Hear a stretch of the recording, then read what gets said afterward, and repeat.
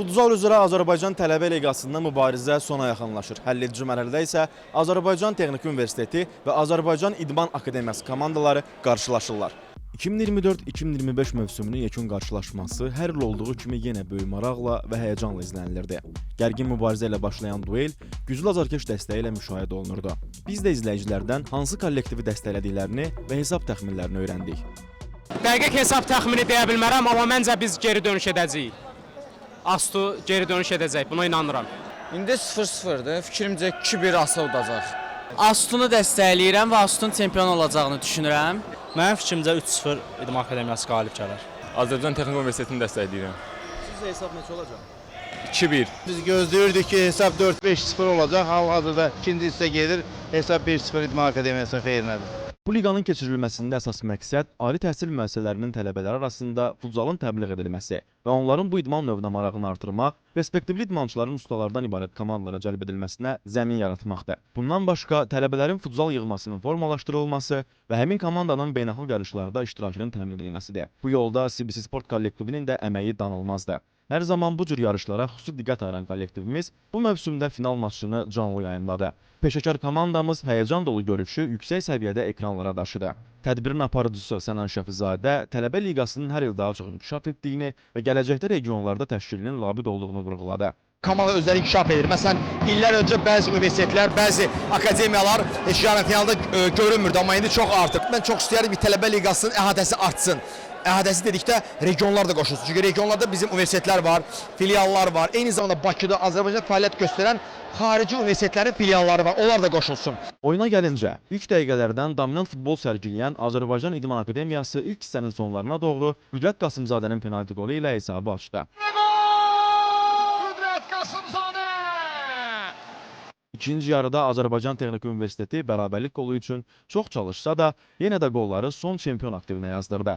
Qüdrət Qasımzadənin dublu Siraj Məmmədlinin aşıtma zərbəsi ilə hesabı 3-0 çatdıran Asada son nöqtəni Eldar Zeynalov qoydu. Beləliklə rəqibini 4 cavabsız qolla darmadağın edən İdman Akademiyası ardıcıl 5-ci, ümumilikdə isə 12-ci dəfə qalib adına sahib çıxdılar.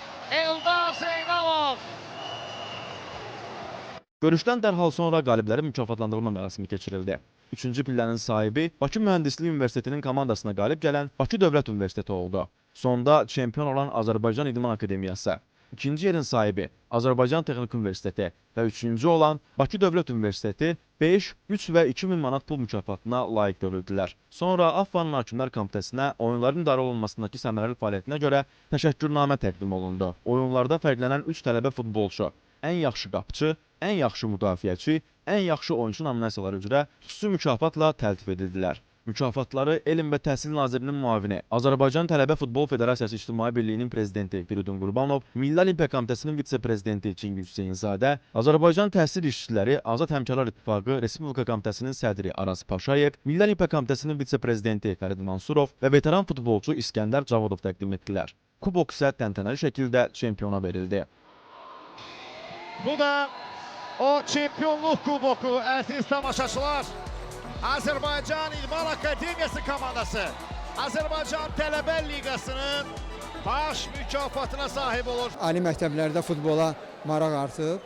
Eyni zamanda bizdə ikinci qrup da var, hansılar ki, onlar da deməli yarışırdılar bu oyunlarda. Qalib kollektivin çalışdırıcısı Namiq Quliyev mövsümü belə dəyərləndirdi. Çox gözəl təşəbbüsli tələbələr arasında. Yəni burada tək yarış xarakterli oyunlar olmur. Sadəcə həm də hər bir tələbə burada peşəkar səviyyəsini artıra bilər. Buradan yığma komandalara düşən oyunçularımız var. Onu da vurğulayaq ki, ötən ildə çempion olaraq ölkəmizi Avropa Universitet oyunlarında təmsil edən İdman Akademiyası tarixində ilk dəfə 5-ci yerə çıxmağı bacarmışdı. Namiq Quliyev bu ildə bu arenada mübarizə aparacaq klubumuzun potensialına toxundu. Yəqin ki, rəhbərliyin Tələbə Futbol Federasiyasının və Azərbaycan Futbol Federasiyasının birgə bir məsləhəti ilə yəqin ki, kimisə təyin eləsələr baş məşqçi kimi, biz də ona yəqin kömək edə bilərik, yaxşı oyunçularımızı təklif edə bilərik yoxlanışdan və s. Yəni bu kimi biz özümüz də bu komandanı Avropa çempionatına 23-cü ildə aparmışıq. Çox mötəbər bir